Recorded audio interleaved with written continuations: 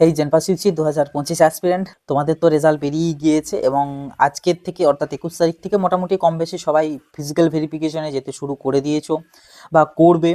তো এরপর থেকেই তোমাদের সাথে মেনলি প্রবলেমগুলো শুরু হবে, সেটা আপগ্রেডেশন করতে দেওয়া যাবে না, হবে না। তারপর আরও বিভিন্ন রকম প্রবলেম, যেগুলো আমি অলরেডি তোমাদেরকে এর আগে একটা স্ক্যাম রিগার্ডিং ভিডিওতে আমি ডিসকাস করেছি। তো অবশ্যই যারা ভিডিওটা দেখোনি তারা কিন্তু ডেফিনেটলি দেখে নেবে, কারণ ওই ভিডিওটাতে আমি অনেক কিছু জিনিস কিন্তু আমি বলেছি এবং কিভাবে এই সমস্ত জিনিস থেকে সার্ভাইভ করবে সেগুলোও আমি বলেছি। এবার ওটার পাশাপাশি আরও বেশ কয়েকটা জিনিস আমি ওই ভিডিওতে একটু মেনশন করতে ভুলে গিয়েছিলাম, তো সেটার জন্যই আজকের এই ভিডিওটা। তো এই আজকের এই ভিডিওটা শেষ পর্যন্ত অতি অবশ্যই দেখবে, সবার সাথে শেয়ার করে দেবে, ঠিক আছে? দেখো, যেটা বিষয় সেটা হচ্ছে অলরেডি তো বহু ক্যান্ডিডেটকে তোমরা যে যা কলেজে অ্যালটমেন্ট পেয়েছো সেখান থেকে কল চলে এসছে, বলা হয়ে গিয়েছে কি কি লাগবে না লাগবে, ভর্তি হবে না আপগ্রেডেশন হবে। যেই বলেছো আপগ্রেডেশন, হয়তো তারা খেপে গিয়ে বিভিন্ন রকম তাদের গুণগান করতে শুরু করে দিয়েছে, আমাদের কলেজ এই সেই হ্যান ত্যান বিভিন্ন রকম। এনিওয়ে, সেই প্রসঙ্গে যাচ্ছি না, ওটা ওদের কাজ বা ওদের ওটা ডিউটি, তাই ওরা করেছে।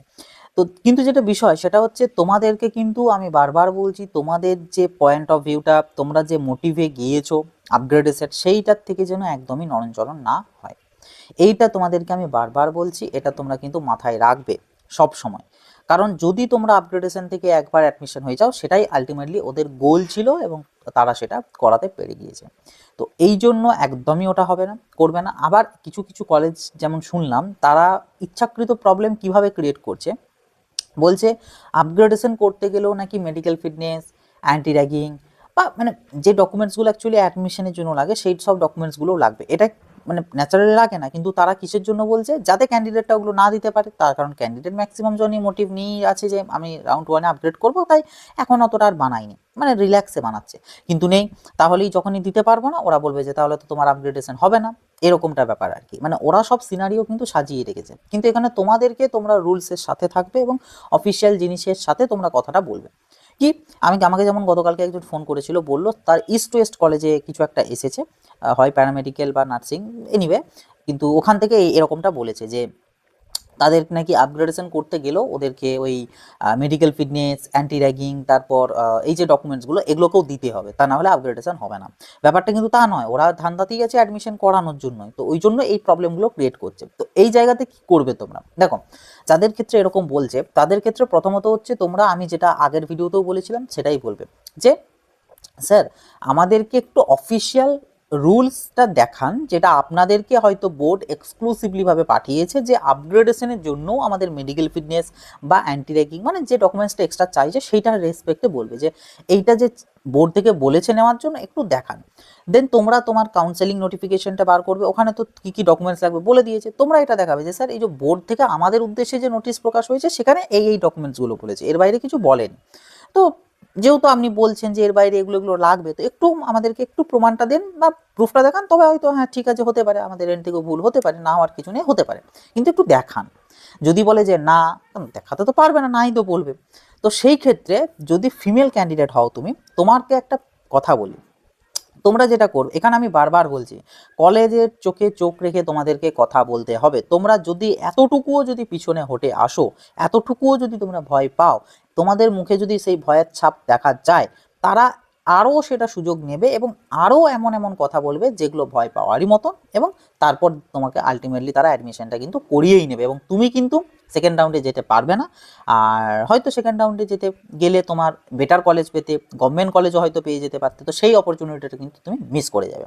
কাজে একদম পিছু হটা চলবে না, তুমি যে মোটিভে গিয়েছো সেই মোটিভেই থাকবে। যেটা বলছিলাম মেয়েদের, তোমরা এখানে একটা বেনিফিট পাবে ফিমেল হওয়ার সুবাদে। কি বেনিফিট তোমরা যেটা করবে সেটা হচ্ছে, তখন এরকম পরিস্থিতিতে তুমি দুবার তিনবার বললে, তারা যখনই বলবে না কিন্তু লাগবে এরকম এরকম বলবে, তো তখন তোমরা যেটা করবে, তোমরা মোবাইল ফোনটি বের করে ক্যামেরাটি অন করবে। ঠিক আছে, আমাদের নিয়মানুসারে, মানে আমাদের বলো ইন্ডিয়ান কনস্টিটিউশনের হিসাবে বলো, যে কোনো কেউ চাইলে যে কোনো জিনিসের সে মানে তার প্রমাণ স্বরূপ সে ভিডিও রেকর্ডিং করতে পারে, আছে। তো তুমি ক্যামেরাটি অন করবে, অন করে দেন বলবে যে যিনি মানে এই কথাগুলো বলবে যে এইটা লাগবে সেটা লাগবে, দেন তাকে বলবে যে স্যার আপনি এবার একটু বলুন, আমি এটা একটু রেকর্ডিং করব, যে কি কি ডকুমেন্টস লাগছে আপনি একটু বলুন, আমি এটা নিয়ে একটু বোর্ডের মানে অফিস যাব, বোর্ডকে বলবো যে এরকম বলছে কলেজ থেকে, আপনারা আমাদের জন্য নোটিশে এরকম কথা কিছু মেনশন করেননি, কিন্তু ওনারা কেন চাইছে। তো বোর্ডকে আমরা একটু বলবো। তো একটু এবারে আপনি বলুন, আপনার ফার্স্টে আপনার নাম বলুন, আপনার কলেজের নাম বলুন, অ্যান্ড দেন বলুন কি কি বলতে চাইছেন, কি লাগছে একটু বলুন। তুমি ফিমেল, তোমার উপর জোর জবরদস্তি চলবে না, হবেও না, করতেও পারবে না, সেটা আবার আরেক তা নাহলে ঝামেলা। তো এইটার একটা বেনিফিট তোমরা পাবে এবং সেই বেনিফিটটা কিন্তু নেবে। বারবার বলছে, তুমি, তোমার গার্জেন সবাইকে এরকম ভাবেই প্রিপেয়ার নিয়ে যাবে, কারণ এটা একটা প্রচন্ড রকম হ্যারাসমেন্টের জিনিস আমি জানি, কিন্তু কিছু করার নেই। এই মানে বরাবর প্রতি বছর এরকম হয়ে যাচ্ছে। এই যে ধরো আমি যদি রেশিও বলি, 100টা ক্যান্ডিডেট যদি আপগ্রেডেশনের জন্য যায় নার্সিংয়ের ক্ষেত্রে, আমি কথা দিয়ে দিচ্ছি 70 থেকে 80 জন ভর্তি হয়ে আসবে, 100% শিওর আমি। 70 থেকে 80 জন, কারণ কেউই এই জিনিসটাকে সার্ভাইভ করতে পারে না, এবং তারা ওই ভয় পেয়ে যায়, আর ভয়টি পেয়েই পাস হয়ে গেল, কিছু করার থাকে না। সেই জন্য আমি বারবার বলছি, একদম ভয় পাবে না, ওরা যা কিছু বলবে প্রত্যেকটা কথা মিথ্যা কথা, প্রত্যেকটা কথা, যেটাই বলবে সেটাই মিথ্যা কথা। তো একদমই ওটার উপরে বিশ্বাস করার কোনো দরকার নেই। তোমরা শুধু তোমাদেরকে উল্টো পাল্টা খেলতে হবে, ওরা যেরকম তোমাকে ভয় দেখানোর জন্য বলবে, তাদেরকেও তোমাকে উল্টে ভয় দেখানো করতে হবে। তো আমি বারবার বলছি এটা তোমাদেরকে, আগের ভিডিওতেও বলেছি, আবারও বলছি, রুলস যেটা বলা আছে সব ইনফরমেশন বুলেটিন বা তোমাদের কাউন্সেলিং নোটিফিকেশন এর মধ্যেই তোমাদের কিন্তু ক্লিয়ার করে বলে দেওয়া আছে, তার বাইরে অন্য কোনো কিছু হবে না। যদি হয় বলবে সিম্পলি যে স্যার আপনারা তো এক্সক্লুসিভ মেম্বার আমাদের ডাব্লিউবিজিএ বোর্ডে, তো হয়তো আপনাদের কাছে নতুন করে কোনো ইনস্ট্রাকশন এসেছে, আলাদাভাবে কোনো ইনস্ট্রাকশন এসেছে, তো সেইটা একটু দেখান, যেটা বলছেন সেটা এগেনস্টে প্রুফ দেখান। কিন্তু আমি যেটা বলছি যে এইটা লাগবে না বা এটার ক্ষেত্রে এটা হবে, সেটা আমি আপনাকে প্রুফ দেখাচ্ছি, দেন বার করে দেবে ওটা। আমি তো সবই তো তোমাদেরকে বলে দিয়েছি কোথায় কোনটা পাবে না পাবে, দেখাবে। কিন্তু ওনাদের কাছ থেকেও চাইবে, ওনারা দিতে পারবেন না, তো তখন তোমরা এই সমস্ত প্রবলেমগুলো তাদের সাথে ক্রিয়েট করার চেষ্টা করবে। একটু হ্যারাসমেন্ট হবে, কিন্তু কিচ্ছু করার নেই, মানে একটু ঝামেলা পোয়াতে হয় বা মেন্টালি একটা হয়, কিন্তু কিছু করার নেই, তোমাদের পিছু হটা চলবে না। আর এইটার জন্য অনেকে যদি ভেবে থাকো যে তুমি এত শত করেও সেকেন্ড রাউন্ডে গেলে, কিন্তু যা পরিস্থিতি সেকেন্ড রাউন্ডে হয়তো ফের এই কলেজটাই এলো, তখন কি তোমার কোনো প্রবলেম হবে না? একদমই কোনো প্রবলেম হবে না, কারণ তোমাকে তো তারা ভর্তি করার জন্যই চায়। তো তুমি সেকেন্ড রাউন্ডে তুমি যদি ভর্তি হতে আসো, তোমাকে দেখবে এমনিই তারা ভর্তি নিয়ে নিয়েছে।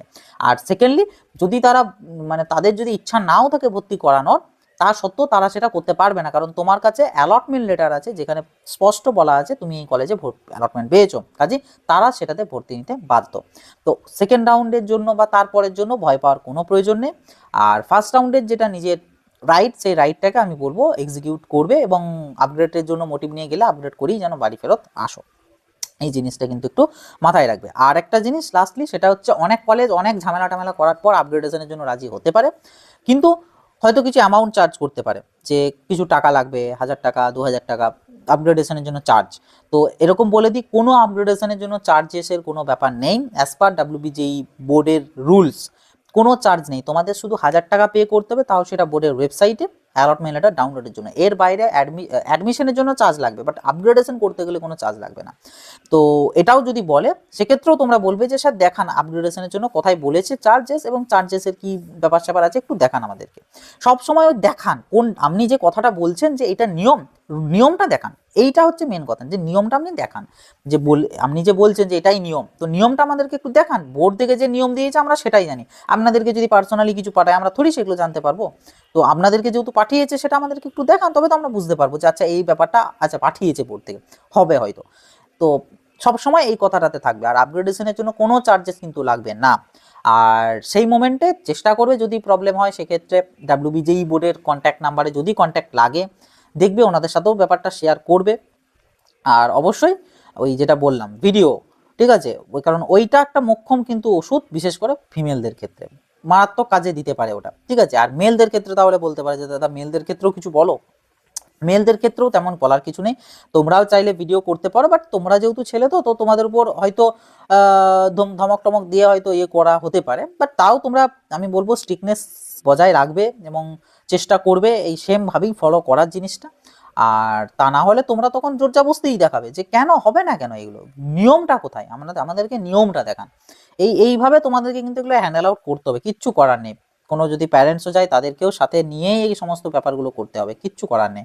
তা না হলে ওই বাধ্য অ্যাডমিশন নিয়ে নেবে, বাস। যারা এত শত হ্যারাসমেন্ট পোয়াতে পারবে না, এত মানে প্রেশার এগুলোকে এত হ্যান্ডেল আউট করতে পারবে না, তো তারা অ্যাডমিশন নিয়ে নেবে, কিছু করার নেই তাদের ক্ষেত্রে।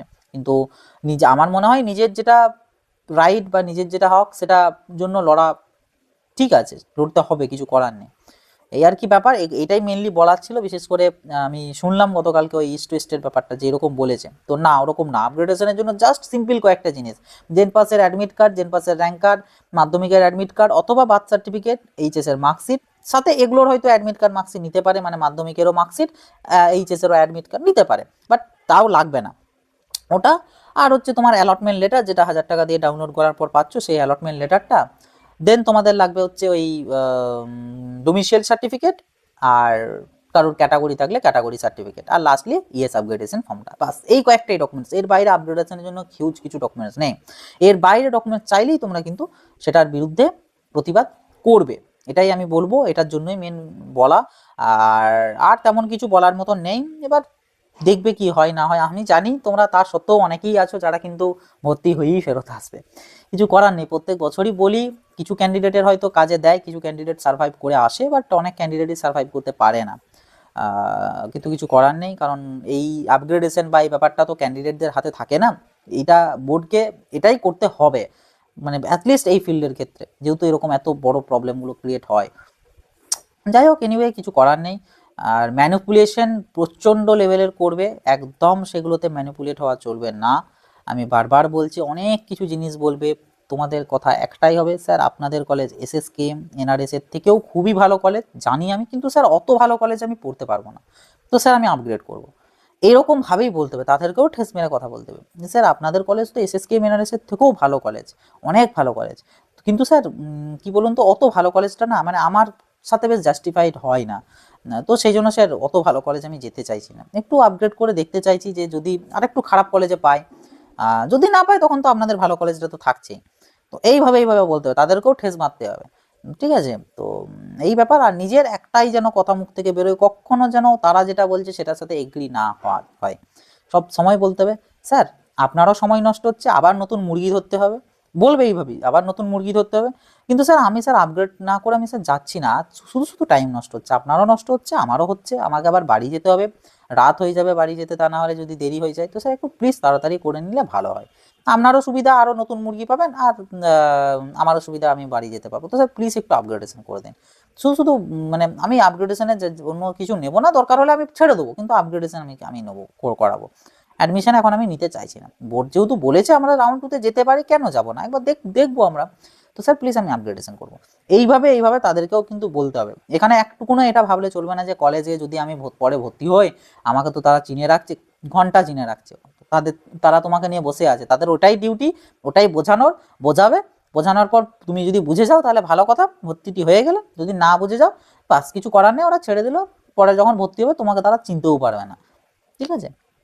তো ওগুলো হয় না, টার্গেটেড আমি এই হয়ে গেলাম সেই হয়ে গেলাম, ওগুলো একটাও কিচ্ছু না, সব ডাহা মিথ্যা কথা, ওগুলো ভুল ধারণা, ওগুলো কোনো কিছু নাই, নিজের যেটা হক সেটার জন্য তোমাকে লড়তে হবে, কিছু করার নেই। তো এই কয়েকটা জিনিসই বলার ছিল, ক্লিয়ার করে দিলাম, বলে দিলাম, দেখবে সেই মতন চেষ্টা করবে।